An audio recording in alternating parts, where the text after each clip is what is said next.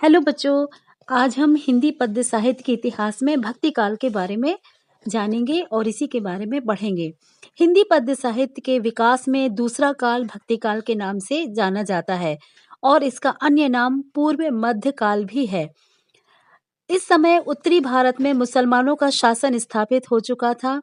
मुस्लिम शासकों के अत्याचारों से हिंदू समाज त्राही त्राही कर उठा था। घोर निराशा की स्थिति में हिंदुओं को ईश्वर का ही सहारा रह गया था। फलस्वरूप इस काल में भक्ति भावना का बड़ी तीव्र गति से विस्तार हुआ। इसी कारण से इस काल को भक्ति काल नाम दिया गया है, जो पूरी तरह से सार्थक है। भक्ति काल में भक्ति के रूप मिलते हैं। इस काल की भक्ति भावना के दो रूप थे, पहला निर्गुण भक्ति धारा और दूसरा सगुण भक्ति धारा।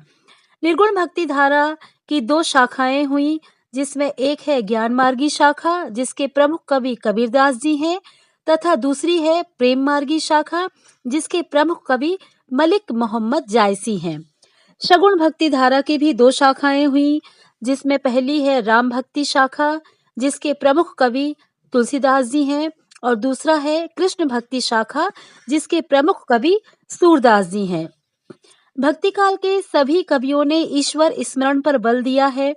भक्ति काल के सभी कविता ने गुरु की महत्ता का प्रतिपादन किया है। कबीर तो गुरु को ईश्वर से भी बड़ा मानते हैं। बलिहारी गुरु आपने गोविंद दियो बताए।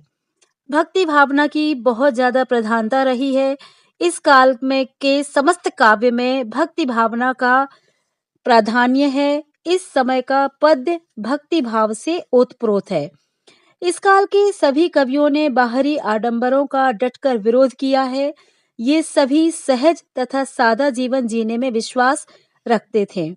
भक्ति काल के सभी कवियों ने धार्मिक, सामाजिक, दार्शनिक आदि सभी प्रकार के समन्वय पर बल दिया है। इसके लिए उन्होंने जाति पाति, ऊंच नीच, कुरीतियों तथा बुराइयों आदि की खुलकर निंदा भी की है। इस काल के ज्ञान मार्गी तथा कृष्ण कवियों ने मुक्तक काव्यों की रचना की है। इसके परे प्रेम मार्गी तथा राम भक्त कवियों ने प्रबंध काव्यों को महत्व दिया है। इस काल के कवियों की अपनी अपनी भाषा है। ज्ञान मार्गी शाखा के प्रमुख कवि कबीर आदि ने सधुक्कड़ी भाषा में काव्य रचना की है, तो प्रेम मार्गी शाखा के प्रमुख कवि जायसी ने प्राचीन अवधि में काव्य सृजन किया है। राम भक्ति शाखा के तुलसीदास जी ने अवधी तथा ब्रज भाषा के परिमार्जित रूप को अपनाया है। कृष्ण भक्ति शाखा के प्रमुख कवि सूरदास जी ने ब्रज भाषा के साहित्यिक रूप को महत्व दिया है। भक्ति काल का प्रधान रस शांत रस है। श्रृंगार एवं वीर आदि रस भी सहयोगी बनकर इस युग में आए हैं। भक्ति काल का साहित्य भाव पक्ष एवं कला पक्ष दोनों ही दृष्टियों से श्रेष्ठ है। तत्कालीन भारतीय समाज पर इस काव्य का जितना प्रभाव हुआ, उतना अन्य किसी काल के साहित्य में नहीं हुआ है। इस युग का साहित्य सचमुच अनुपम एवं महान है। निश्चय ही यह काल हिंदी साहित्य का स्वर्ण युग रहा है। आशा करती हूँ आपको मेरा यह वीडियो पसंद आया होगा। अगर आपको मेरा यह वीडियो पसंद आया है तो इसे शेयर करें, लाइक करें और मेरे चैनल को सब्सक्राइब करें।